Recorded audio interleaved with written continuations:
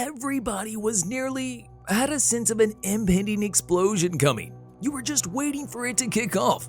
I don't think anybody thought it was going to happen as quickly, as officially, and as frighteningly as it did. This is how Nicola Talent, the investigations editor for the Sunday World, described the Regency Hotel attack in broad daylight. On February 5, 2016, 5 attackers entered the Regency Hotel near Whitehall, Dublin. Antonio João Bento and Jamie Kavanagh were finishing the weigh-in for the WBO European lightweight boxing match that was supposed to take place the following day. There were numerous boxers in the function room, and Gary Sweeney was just about to measure his weight wearing his famous Superman Speedos. Out of nowhere, around 250 onlookers began screaming and shouting when they heard several gunshots in the background.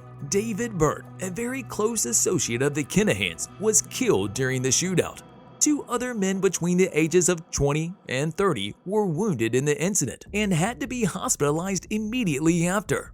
Still, the HUTCH's key target, Daniel Kinahan, was nowhere to be found. But before we tell you how the group escaped, how did the HUTCH family stage this attack? It's really strange how they snuck past the police, the CCTV security cameras, the camera crews, and the rest of the Garda Emergency Response Unit. The incident happened at around 2:30 p.m. in broad daylight, so it's pretty strange. To answer at least some of these questions, we'll have to ask Jonathan Dowdall. He was close friends with Gerard Hutch, since Dowdall was a representative of Sinn Féin, the Republican Party of Ireland. Just before the incident, he and Jerry continually talked on the phone.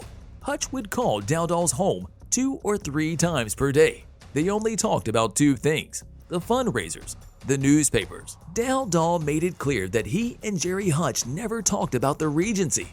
However, one Twitter account, which Dowdall claims was paid £250,000 by the Kinahans, posted a tweet saying that Jonathan Dowdall smashed that like button just like you should if you haven't done so already. But no, in all seriousness, the account claimed that Dowdall was behind the attack too. As a suspect, he was brought before the Special Criminal Court of Ireland. The video recording of Dowdall being interviewed by Garda was shown to Jerry Hutch during his court hearing. There was no conversation or discussion with me to do the Regency. I wouldn't say, "Come here, Gerard, did you do the Regency?" But then, Dowdall contradicted himself. Even though Dowdall said the monk never told him about the operation, he later confirmed that Jerry Hutch was behind the murder. How did he know? Well, according to Dowdall, Jerry Hutch was feeling guilty for not killing Daniel Kinahan as he intended. Things went horribly wrong for Hutch, said Dowdall, and even said that Hutch later told him about shooting Byrne. He went in to plan to kill Daniel Kinahan.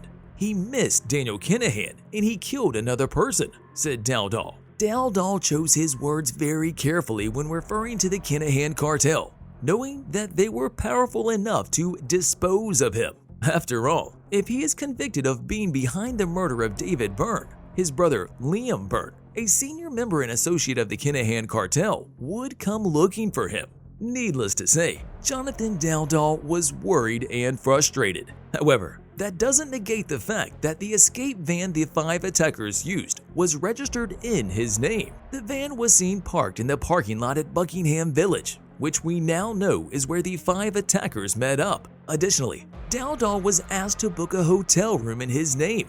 Hutch used this hotel room to plan the attack, but Dowdall claimed that he didn't know what they would use it for. The Sinn Féin associate said that he would take full responsibility for the hotel room.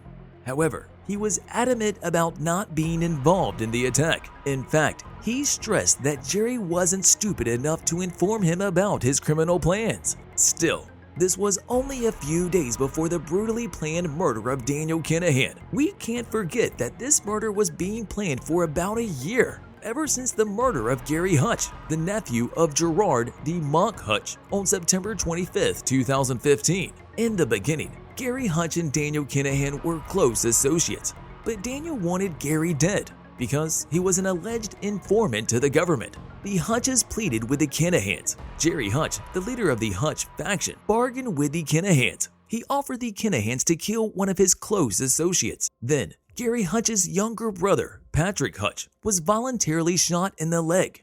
thinking the Kinahans would relent and spare his brother's life. Near the end of the negotiations, Gary Hutch went over to the Kinahans and gave them 200,000 euros, just so they would spare his life. But none of it worked. A major associate of the Hutch family was murdered in the upcoming months for being an alleged informant to the Spanish police. It was only after his death did the Kinahans find out Gary was no rat. But now, it was too late. The Hutch family was out for revenge, especially since the Kinahans attempted to kill Derek Hutch, Gary's younger brother, in prison. The Kinahans were making the Hutch family seem weak, so their retaliation was during the Regency Hotel attack, the coldest and most brutal in Dublin's recent history. We have to remember that everything happened in several minutes. While the boxers were going for their weigh-in inside the Regency, a silver Ford Transit van stood and parked near the northern side of the Capitol. The driver waited for about 7 minutes, and that's when CCTV camera footage captured a woman with blonde hair and pink and purple highlights getting out the back of the van, accompanied by a middle-aged man with a flat cap. The Hutch family had studied the hotel room from the inside out, and they knew exactly where to go. The lady and the man walked straight to the laundry room. Suddenly, they found themselves in the corridor, chasing people away as they headed toward the function room, where the weigh-in was taking place. MGM, a boxing management company co-founded by Daniel Kinahan, was promoting this event, so the Hutches knew exactly who would be there: the co-founder himself. The lady, who was believed to be Patrick Hutch, the brother of Gary Hutch, and the flat-capped man, was accompanied by 3 other attackers. They were wearing Garda Emergency Response Unit uniforms and carrying AK-47s. James McGettigan, the hotel owner's son, was in the lobby when 3 Garda with masks entered the hotel and told everyone to lie on the floor. They were looking for the weigh-in room where the boxers were.